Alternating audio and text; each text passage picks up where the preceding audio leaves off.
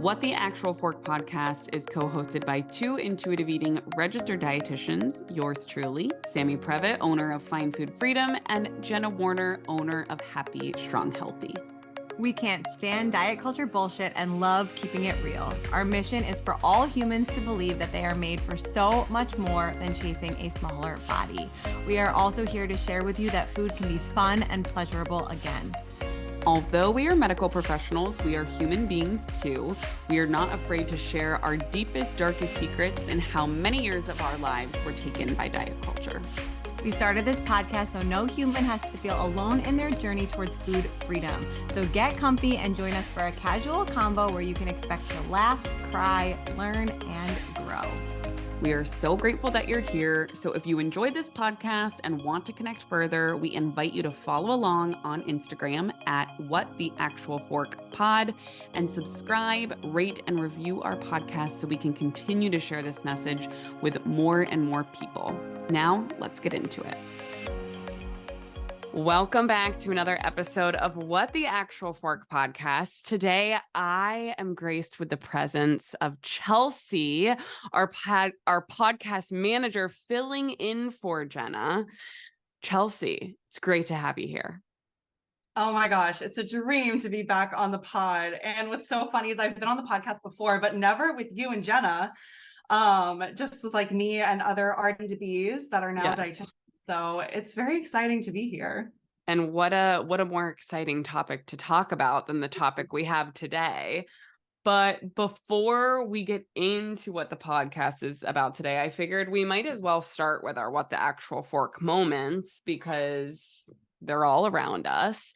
So I usually start by kicking it off to Jenna and asking her. So I'm going to do that for you, Chelsea. Do you have a What the Actual Fork moment of the week or month or year or something that you've seen that's popped up for you?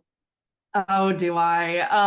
I feel like there are so many examples all the time, but one that I'm sure you will resonate with that everyone is talking about is the freaking borax being ingested by people who wouldn't even eat bread. Like, I just have so many concerns and it's just so wild to me. It kills me because like we're ingesting borax, but some vegetables we think are toxic. Like I feel like at some point, like logic leaves the room and I don't really know when that point is, but I feel like it must be much like far before borax enters the situation, you know? So I feel like that's maybe enough said about this What the Actual Fork moment. I mean, so it's funny you bring that up. I feel like it's going to be brought up on every podcast for the What the Actual Fork moment because Jenna and I have probably recorded 4 since that's like come to be.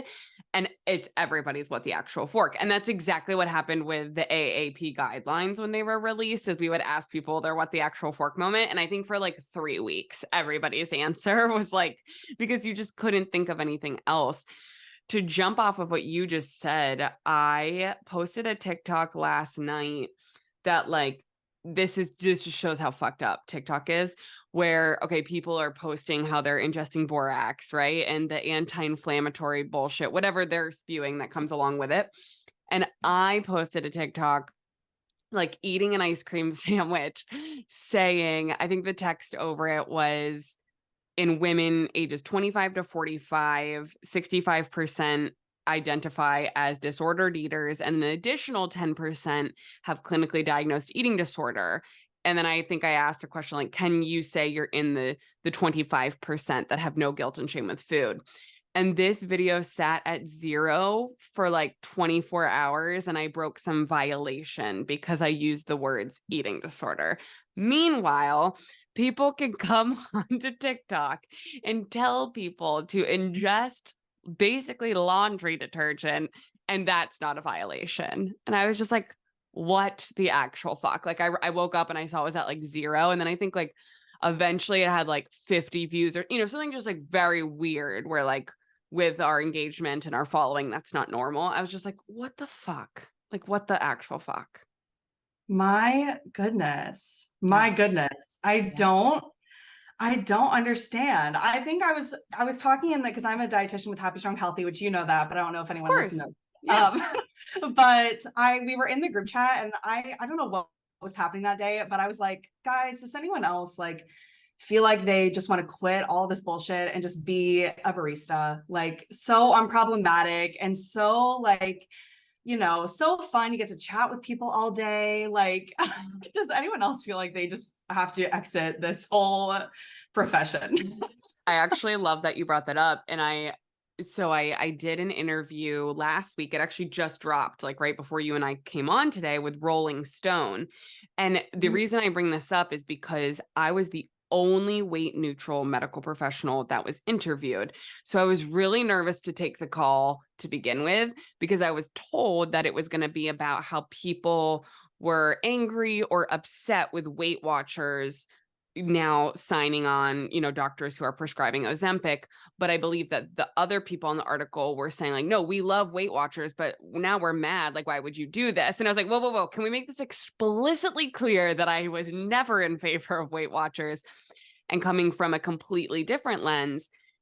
And the reason I'm telling you all of this is because thankfully the person who's interviewing me was very informed and wonderful. And they kept asking me questions of like, how do you come on social media every day? Or like, how do you not burn out? Or like, how do you do this? Or like, how do you fight back? I think one of their questions was like, how do you fight back all the diet videos that you see? And my answer definitely changed, like for who I am today versus who I was 3-4 years ago. But my answer was, I don't. And you've probably heard us, because I know you've listened to every episode of the podcast. One, because you have to, but two, because you're amazing. But I always go back to like, is that person reachable and teachable? And if not, like, I'm not even going to waste like more than 1 millisecond of my brain space on that person. And the interviewer was so great in responding to that. And that's what actually, I just read the article before you and I popped on. That's what they really featured, is how I don't try to take people down in diet culture. And some people have different opinions and will be like, oh, you should. But I'm like, no, it's not my role or my responsibility to combat any of this. I'm going to preach the intuitive eating message, the things that I'm passionate about, the things that help people, and the people that want to find that message will. But to wrap it all in a bow, the most fucked up thing, though, is we can say these beautiful messages, but nobody sees them sometimes because TikTok won't let us share them. So it's like a catch. I don't know what comes first, the chicken or the egg, but I felt like that might be helpful, or just to bounce off what you were saying. That's what I was thinking. Yeah, absolutely. And you guys have said that so many times. And I remember when it was with Evelyn Tribbley, when she said it in her episode, like, yep. I've never forgotten that. And I think I used to be someone who like got worked up about when people were saying things about diet culture and things, and I didn't agree with it. But honestly, these days, like I tell everyone, like, I'm not here to fight with anyone. I'm not here to argue. Like, yep. If you're being unkind, I will block you without regret, without like block and be blessed. Block and be blessed from Shauna Monet Spence's episode. I feel like I'm like a What the Actual Fork vlog. I have everything. You literally know who quoted what episode. It's perfect. Mm-hmm. I love it. But no, I so agree with you. And it's like, but then I think that leads to what you said of you look around and you look on social media and you see what's being spewed. And it's like, I don't blame you for wanting to be a barista, because coffee brings people joy, and you could bring people joy and not talk about that. But can you imagine being a barista and having the knowledge that you have, and people walk up and be like, no sugar, no fat, and you just be like, wait, let me bring some joy to your cup though. So right after college, I managed a cafe in a hospital. I remember. You were still working with us. Yes, I was. I know. I've been with you guys since like 2020, which is wild to think. Crazy. But yeah, so right after college, when I managed that cafe, sometimes I would take shifts like at the front of house, and that would come up often. And I would share, sprinkle a little bit of knowledge, a little bit of intuitive eating love. I don't know if it went anywhere, but at least I did it, and it felt good. So I'll take it. Yes. But just an example of how no matter what job you do in the world, I don't think you can escape diet culture, like period. Yeah. And my husband, even who works in corporate, will come home and, when they have office days, share like any coworker who's trying to get everyone to join this weight loss challenge with them. And he's like, you've ruined me in a sense of like, not that he wants to participate in the challenge, but he's like, how do I respond to that? Like, because like, again, with us, it's like you get to a point of like, I'm not going to argue, but it's like, once you see it, you can't unsee it, and you see it everywhere, like literally everywhere. So, Yep. But we could talk about that forever. Let's say to transition this, our collective what the actual fork moment is that Jenna is not a Swiftie, which like I don't understand. We're going to have to do a lot of polls on the Instagram about like how many of our listeners are Swiftie, and or you don't even have to consider yourself a Swiftie, I think, to respect Taylor Swift and to enjoy her music. Yes, agreed. And between you, me, so if it's like merging the HSH team and the actual fork team, she's the only one who like didn't go to the tour, is not a Swiftie. And I won't lie, it's taken some time to reconcile with that. Just kidding, Jen, I love you so much, Swiftie or not. But I mean, we'll wear her down. We'll wear her down. It's only a matter of time. We are a persuasive bunch, you know, like, yes. And it's not like a hard thing to persuade, right? Like, it's not like we're trying to tell you need to like a food that you just genuinely don't enjoy. Wow. This is Taylor freaking Swift. And Taylor freaking Swift has sung all of the genres. So just like every genre. What genre you like? And I'll get you some songs and we'll get her there. So I haven't been that time. I feel like we need to get Jenna on. I know like now she's very pregnant right now, but I do feel like we could get her hooked on like the Reputation era when she's on her treadmill or enjoying some of her joyful movement. Like, I feel like if we just give her the right Reputation songs and say, just crank this up as loud as you can and go do your workout and like get back to us. Okay, I love that as a point of entry for her. Yeah, so maybe when we get off this podcast, we'll say, hey, we have some homework for you. This is what we decided on the podcast live. So love that. Okay, so let's talk about the Eras tour though, because you and I are not the same humans after we went. So remind me, and then I'll say like, when did you go? What were your surprise songs? Give me like the biggest takeaways for you. Oh man. Okay. So I went back in June in Detroit. I can't remember if it was night 1 or night 2. Please don't roast me alive. It's all the same. Yeah, honestly, it's everything since then. And of that day is like a bit of a blur, which I think I've seen that on TikTok. That like people go to the tour, they can't remember a damn thing because it's just like your adrenaline is so high and you're just so in the moment. And then it's like, whoa, what just happened? What happened? I know. So my surprise songs were Breathe and All You Had to Do Was Stay. Oh my God. That is not fair. It's not fair. Devastating. I love that song. Oh, wait, which one? All You Had to Do Was Stay. I mean, Breathe is great too, but All You Had to Do Was Stay, like, it was truly one of my anthems. Yes. Okay. So Breathe was one of mine because Sammy, I don't know if you know this about me, but I'm a sad girl. Like I could see that. Yes, like I love sad. I'm a happy girl. Of course, everyone knows this about me. I'm like the happiest person people know. Yes. But I love sad music. I don't know what it is about it, but Breathe. So that was from Fearless. And I've been a Swiftie since like the Taylor Swift album. Like my the whole time she's been around, I've been loving it. I grew up in Florida and like country music. Oh, obviously you live in Florida, but like, you know, country music was big there. So I feel like I got her when she entered, which is amazing.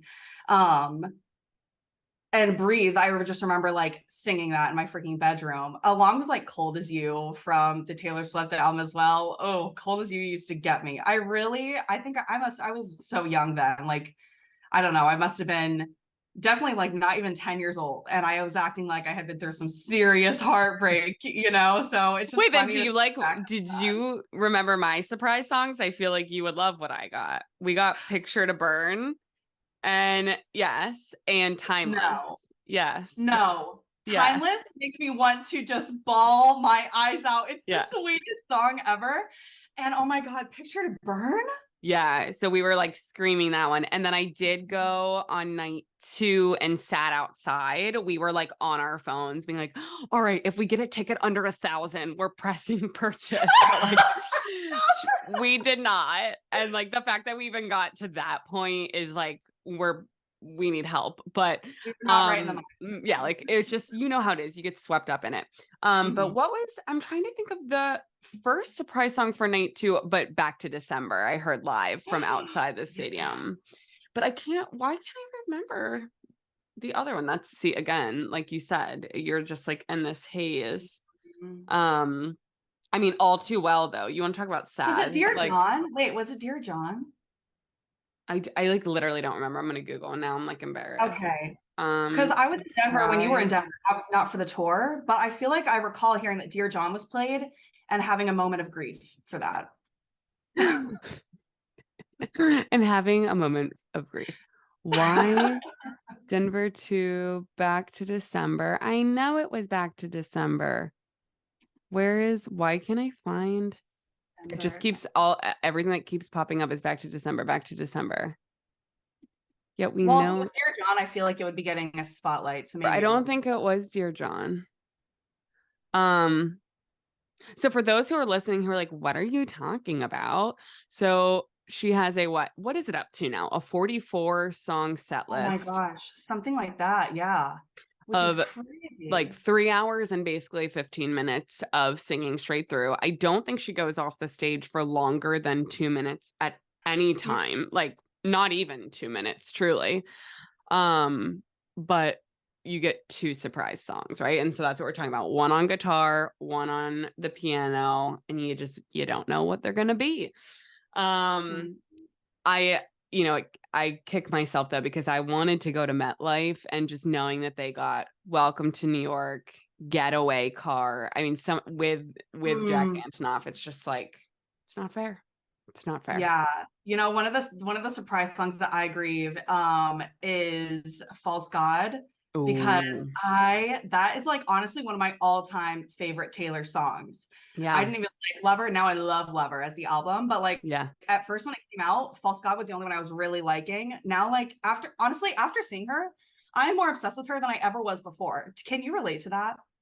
Oh, totally. Well, especially just like the respect. Like, I don't know. I don't even remember at what point it was during the show, but I turned to my friend and I was like, how is she not tired? Like, I am exhausted. And then I started fed. Yeah. Yes. And like, love that. Yes, we love a fed queen, but like, and maybe part of it, because like you think about how long how hard you screamed the bridge during Cruel Summer song 2. So that's like your adrenaline's up, you're screaming. And I'm like, okay, we're all screaming and like jumping. And she has a mic in her hand that she can just talk. And then it like escalates her voice. So I'm like, okay, not that I'm not like downplaying what she's doing, but I'm like, we're like screaming every song at the top of our lungs and like can talk into a mic. So I was like, maybe that makes a little bit of sense, but still like all of her songs, it was unbelievable. And then to do it again the next night and sometimes again the next, like how? And she's gonna be doing it for months. Like, because then she just released her Europe tour and that's going to be going on for forever. So it's insane. It's amazing. But the thing that when I said like, it's because she's fed, like, do you remember in one of her documentaries when she was talking about like her history with an eating disorder and disordered eating, and was saying that like she didn't realize that she wasn't supposed to feel so tired and exhausted and just like worn out after like things like that. I think she even said like, I didn't know I wasn't supposed to feel like I was going to like faint and pass out after performing. Yeah, exactly. Yeah. So we love a fed queen now. Yes. Fed, hydrated. I mean, whatever she's doing, I want to know like, who is her dietitian? How do we get the inside scoop? And I just wish her so much health and immunity, because if this poor woman gets some sort of bug, right? Like, it's like, can you imagine one of these shows where she just like, if she physically like can't stand up? Cause like we've all had the stomach bug or, something where you're just like, you cannot do anything. I'm like, I am just like praying that doesn't happen to her or to the fans, because I can only imagine like everyone coming to the stadium and then like the debacle that would cause. Well, for my night, she had like a little cough and a sniffle, and that Did was she? it. But she said that she was like getting over a cold. And like one time when she's at her piano, I think during Evermore, she had to like have someone get her a tissue, and then she coughed during one thing, and everyone was like, "Was that a cough?" Like, like she's not a human, right? Like she's not allowed to cough.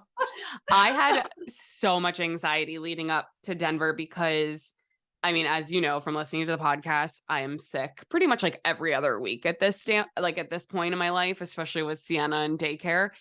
And I was like, I can't get sick. Like I was like, I can't. And I was out of town the like 12 days leading up to it, between like just visiting family, had New York, had some segments, and then I came home for a day and went straight to Denver. And I was like, if I get sick, like I was just like, just get me to the stadium. Like I was like, unless I break both of my legs, there is no reason I'm not going to this show. Like were you nervous? Like I was very nervous.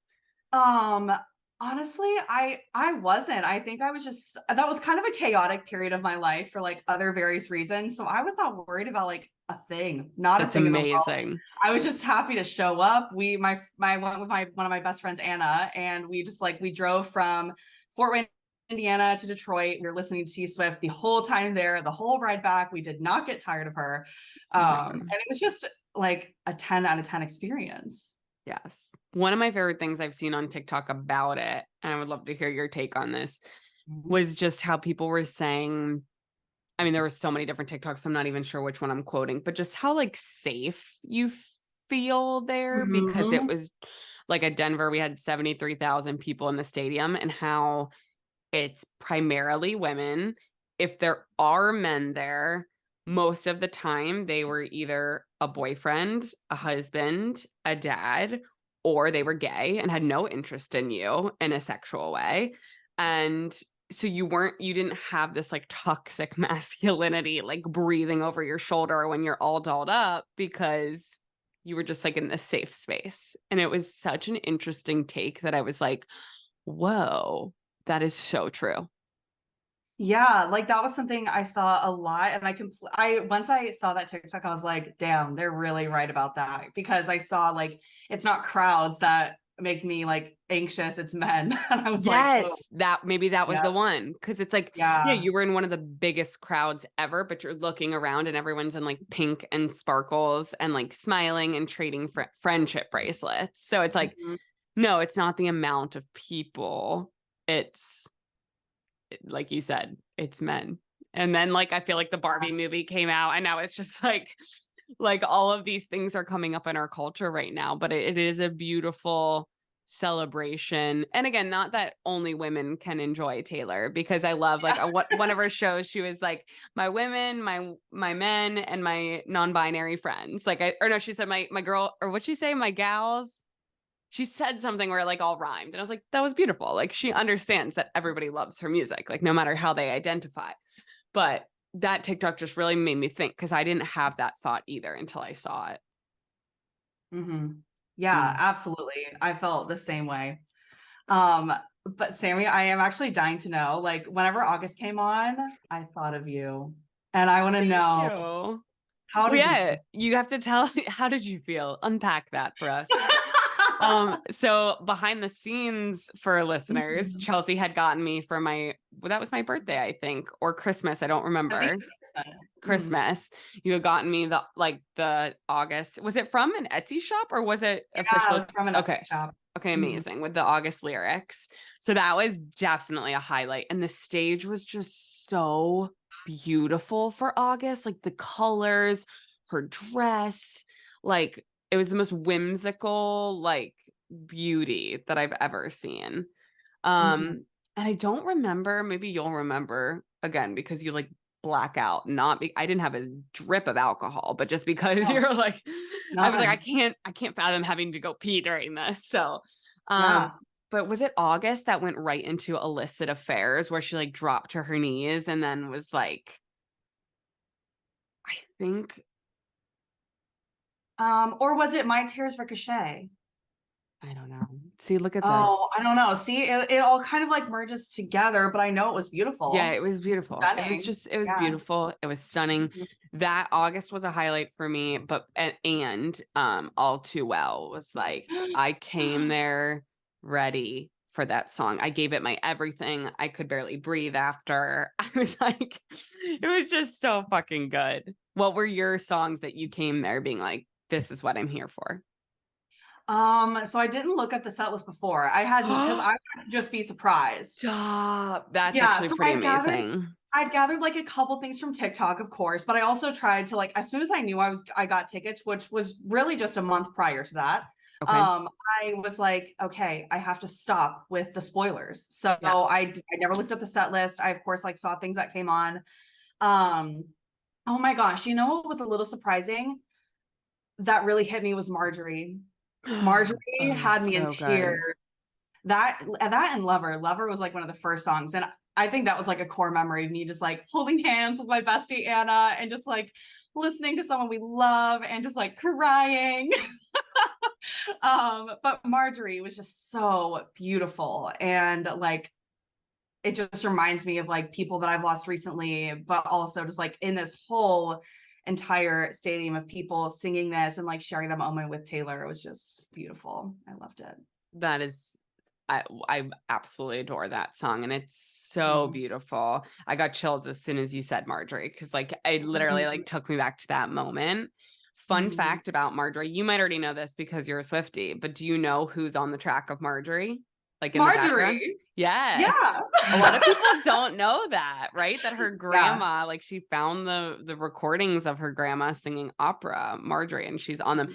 And that's what it was so interesting when she, like, after the song, not raps, but like when it gets to the part of Marjorie, like singing like that opera, they took the video off of Taylor and she was walking for about 30 seconds. Like it's her back, but you can't see her face. And I was like, oh, she's definitely crying. And like I started crying and I was like, oh my God. I love that song though. It's so beautiful. Yes. And then like Evermore. So I actually did this. I'm like a little crazy. I did this Taylor discography ranking. And I can send it to you if you haven't done it, but you basically rank every single song that she's ever done. Okay. And it'll like give you an average. It'll show you like your favorite albums basically. And my top one was Evermore, which is unsurprising because when Evermore came out, I was changed, you know? And like Champagne Problems is one that will never fail to just like knife to the chest. In the heart. Yeah, knife to the chest. Done. And then Tolerate It. Oh my gosh. I was a little surprised when I saw that was on the set list because that was one of the ones that I saw like on TikTok. And I think honestly that should have told me immediately that this set list was gonna be different, you know, like different than other concerts. Cause I feel, well, one, it was very, very long and she sang so many songs, but two, I feel like she got to sing she like sang the songs she just like really wanted to rather than maybe what people expected. Does that make sense? I think I saw a TikTok of her at one of the shows. I mean, how many TikToks have we seen and referenced? But where she says like, because I think there were people being like, oh, I like sat down during Folklore Evermore because they were maybe more of like, again, like maybe fair weather fans that just like the big hitters or like, you know, the more popular songs. And she referenced that while she was at her I was gonna say piano at one point, being like, I've heard what you've said about these on TikTok, but she's like, I'm gonna play them. And like you said, I'm glad she did like play what she wants to play.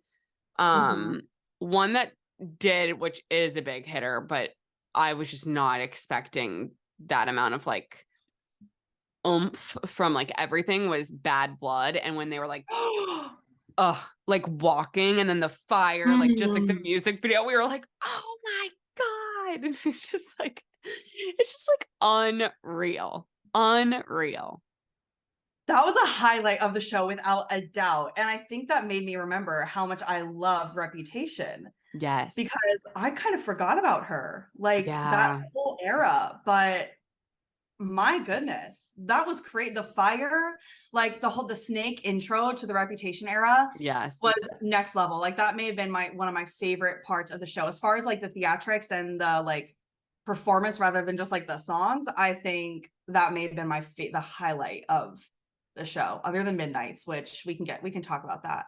Yes, but my goodness, Reputation.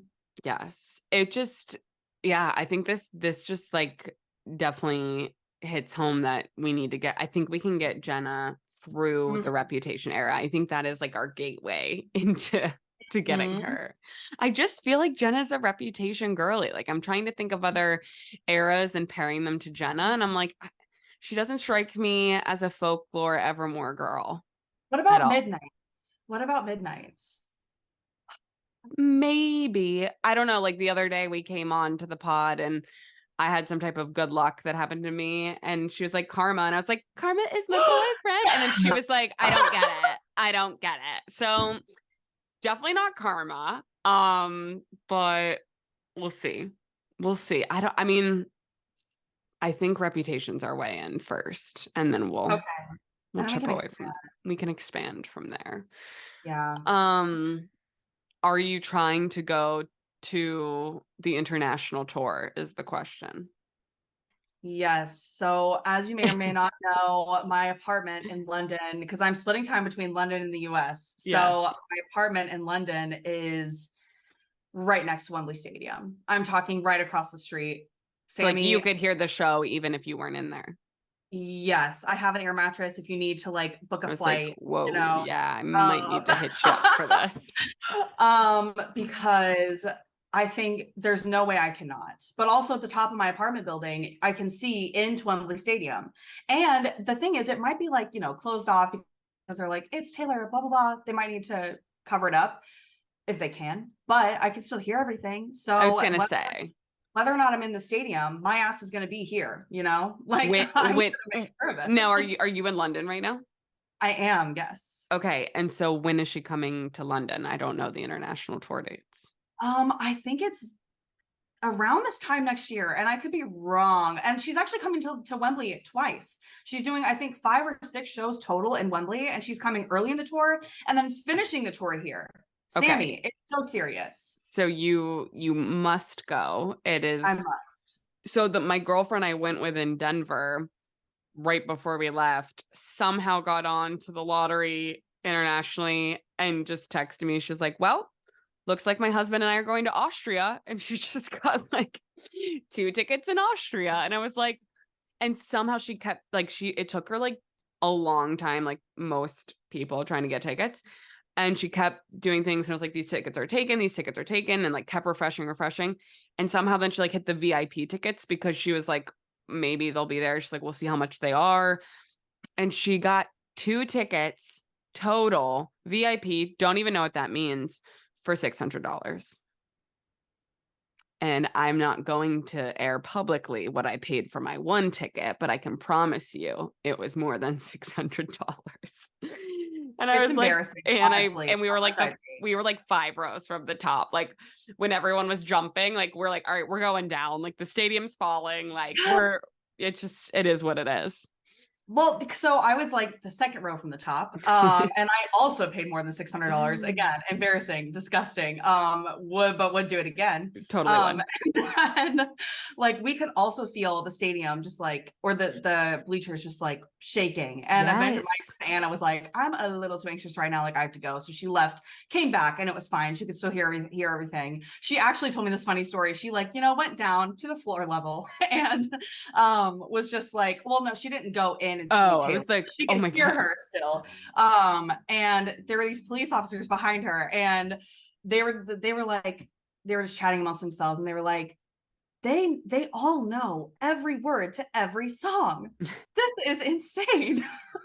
Because they probably go to other concerts where people are like there, but like getting food and drinks. But like, I'm sure like where your friend was, like no one is out of their seat, of course, unless there's like an emergency or whatever. And it's like, no, I felt it too, what your friend, like exactly what your friend Anna was experiencing. Cause I was like, I'm sure the stadium, well, first of all, has never had this many people in it, which like, I'm pretty sure she said that it was and I know Pittsburgh, that happened at used to be Heinz Field, now Acrisure Stadium, where she had the largest event ever in the history of ever, more than any Steeler game.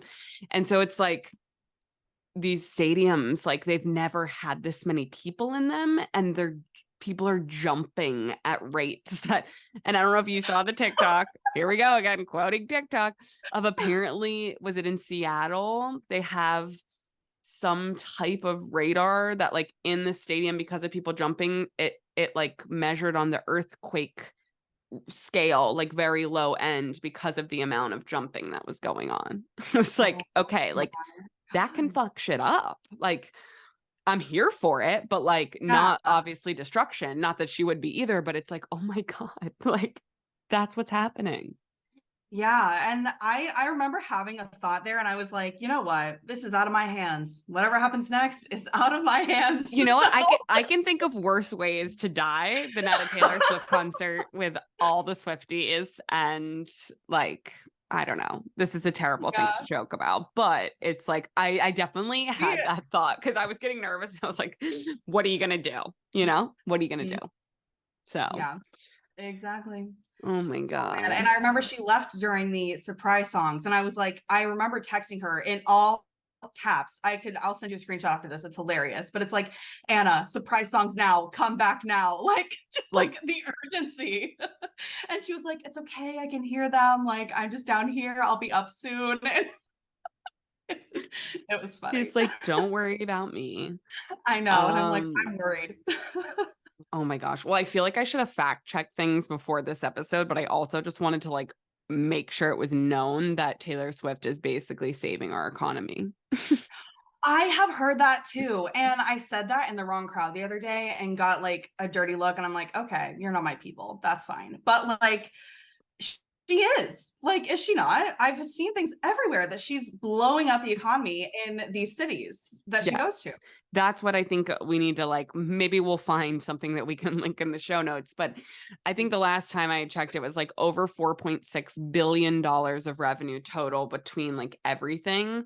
And then to look at, looking at the individual cities, like even at Denver, like, so obviously I do not live in Denver. And so we were talking to different, you know, bartenders and restaurant people. They're like, there's so many people visiting right now. And they were saying it was the highest booms that restaurants, hotels, these businesses have seen since pre-COVID. Yeah. Mama just bringing everybody together. Yeah. So again, I was in Denver the same time you were. Well, I was outside of Denver, but I flew into Denver the same time because I was there for a family reunion. And so obviously there were other people that were not going to Taylor coming in. That was the crowd I set it in. And they like, again, didn't love. They didn't understand. They didn't understand. Didn't resonate. But they were like, talking about the hotel prices and even like the parking and everything like that. My hotel in Detroit was booked for the tour. Like, it's been crazy. It's been crazy. And that's funny. About the stadium, I saw this funny TikTok. If TikTok is ever like extinct or just non-relevant, people in 20 years are going to listen to this and be like, what the fuck is TikTok? And like, what? It must have been so culturally critical. Like, anyway. We love it and hate it. We love to hate it. Yeah. But I saw a funny TikTok that was like, I really believe that like this many people love Taylor Swift, but I don't believe that this many people love football. I saw that. Like, fill up the stadium. And I was like, true. That's true. I have been to many Steeler games where you can see so many yellow bright yellow chairs because people are not in the seats. And it's incredible. And I think it's such a beautiful, refreshing thing to see, again, not only just women, but this many humans coming together. Like, I haven't seen too many horror stories. I really haven't of TikTok of people like not getting along or like fights breaking out. Again, we're going there with friendship bracelets on with the intention of connecting with random humans. The girl next to me, exact same dress as me, Amazon. So like I got up to the seat and we just like hugged. Like, I didn't know this woman, but it's like, oh my God, like we're connected.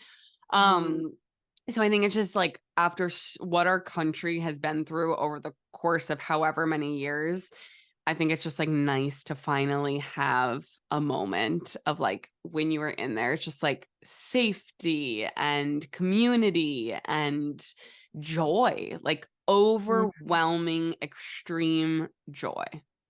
Yes. Yes. And just unfiltered joy too, like I think that was one thing I loved seeing. I remember being in the merch line and looking around and just seeing like all these women in all shapes and sizes and colors and just like in these amazing eccentric outfits, like Yep. just wearing and being so excited about them, like no matter what they looked like, blah, blah, blah. Like it was just beautiful to see women and people just showing up, because like I saw some people with like couples costumes too, and that was cute. But just like seeing people wear whatever the heck they want, not being worried about, like, I don't know, I think just being excited to show up and have a cute outfit and again have that unfiltered joy and happiness, and knowing that they were safe. Yes. And like I always quote with intuitive eating how one of the things we know is like that increased life satisfaction. We know that again with the research I shared earlier, with women typically have some sort of disordered eating disorder, or body image struggle. Like it's really, really common. But I did like have moments where I looked around where I'm like, people are so joyous right now, right? Like they're so present. So like whether they are struggling with their relationship with food or body or not, like in that moment when I looked around, like exactly like you said, it felt really nice to see that many humans, but majority women, just being in the moment and being happy, which I think is so freaking cool and so rare these days. Like I can't even think of another event or thing that I've done that has come anywhere near to seeing that many people that happy. No, not at all. And what you were saying, like before we got on this call, is like this is like a culturally significant moment. And that might sound like silly to some people, but just this magnitude of performance of like Taylor Swift, which whether you like her or not, you cannot argue with her success and what she's doing. It's just it was so amazing to be a part of that.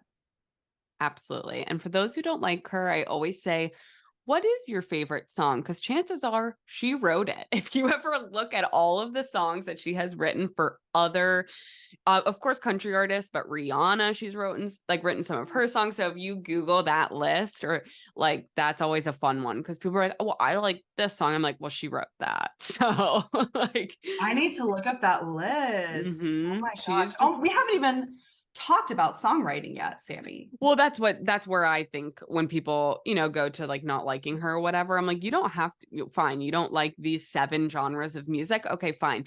But can we at least agree that like an artist who writes all of her own music is a storyteller from her own experiences and fictionally, when we look at like folklore and her albums where she's storytelling outside of herself now, you just don't see that anymore. I really don't know any other artists. And the amount, the quantity of writing, like four albums during COVID, I think, like I know. insane. Absolutely. Yeah. The sheer quantity of songs. And then the fact that she is re-releasing albums, one, to have ownership, and then adding more songs on them. Is there a greater gift? I think not, like, Thank you, Do Taylor. you have like, are there, thank you, Taylor. Are there any like lyrics or songs as far as like songwriting that really stick out to you, or like just all of them? Well, I feel like, so I am the same age as Taylor.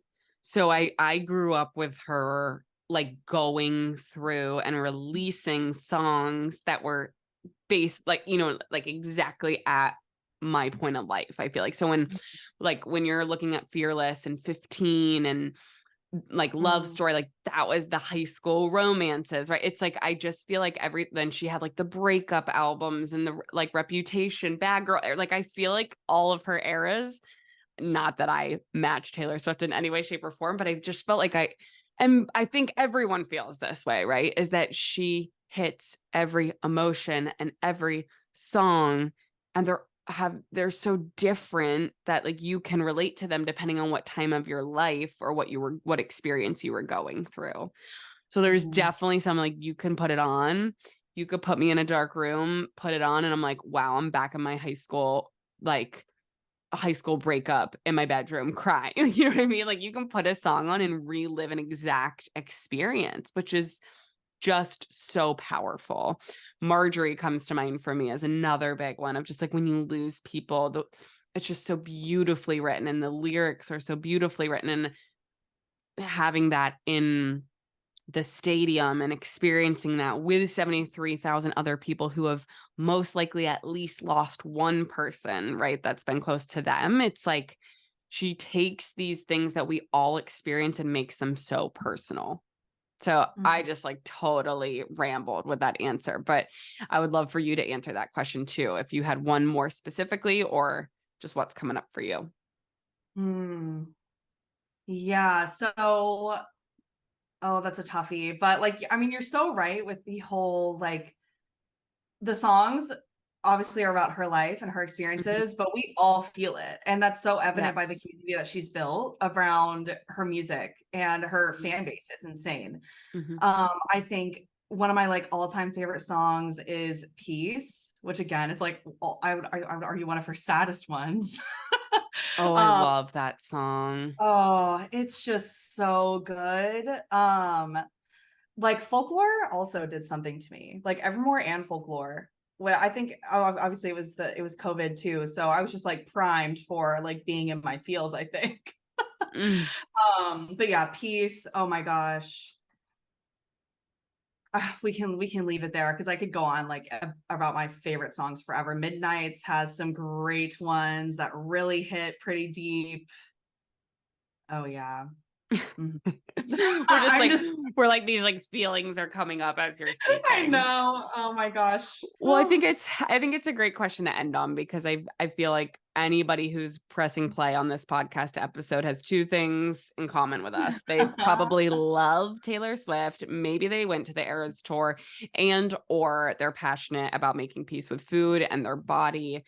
And I think that's something that hopefully, and I'm asking you, do we know, does Taylor have any, I don't think she has like a full song related to her eating disorder that we know of, right? Not a full song, but there is a song on Midnights where she talks about it's You're on Your Own, Kid, and she talks about like trying to be in a smaller body. It's like, what are the lyrics exactly? I know what you're talking about because I know there's like references to things. Yeah. But I search the party and starve my body. Yes. Like I'd be saved by the perfect kiss or something like that. You know, like she definitely highlights that. And I feel like that's the only one. Like I can't think of another song where she talks about that. Yeah. So and then there was the anti-hero music video debacle of was that of 2022 or 2023, but I will, which we did cover in a previous episode with William Hornby.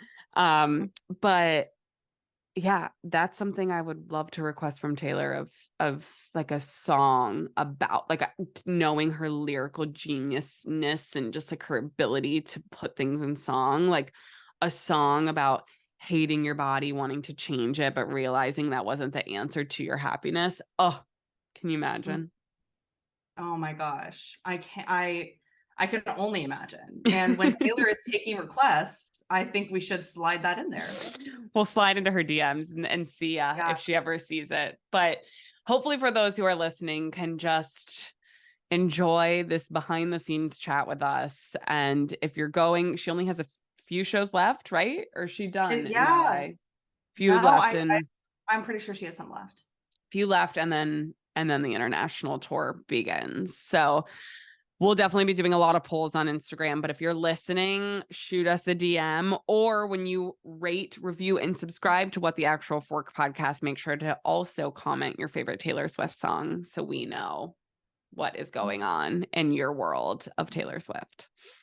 I can't wait to hear them. Yes. I feel like and it's so funny because every time I ask someone what their favorite song is, or favorite songs, and they say it, I'm like, oh, that one is so good. Like there's never a time where I'm like, okay, maybe that's great for you, but not for me. It's always like, oh my gosh, those are so good. And they're always so different. Like, I remember when I put up a question box on Find Food Freedom and I got out like close to 1,000 answers. And I don't know, maybe it's just because you love what you love. And I was like, oh, everyone's going to say all 10-minute version. And I think I got that like twice. And it was like, so many other songs. And I was like, oh my gosh, like, yeah, there's just so much diversity in her music and depth. And it's just so beautiful. Well, thank you, Chelsea, for having this chat with me, because honestly, I would like to have it with Jenna, but it's not there yet. So we will report back to our listeners of how we're doing with turning her into a Swiftie.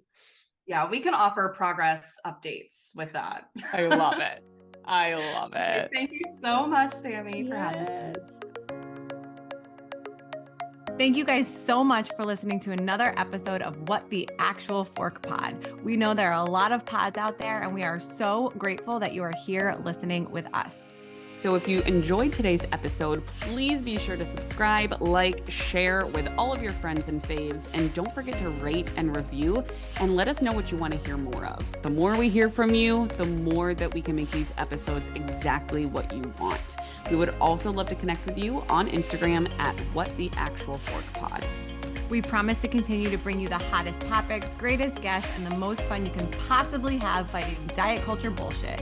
We love you, we appreciate you, and we will see you next week for more fun.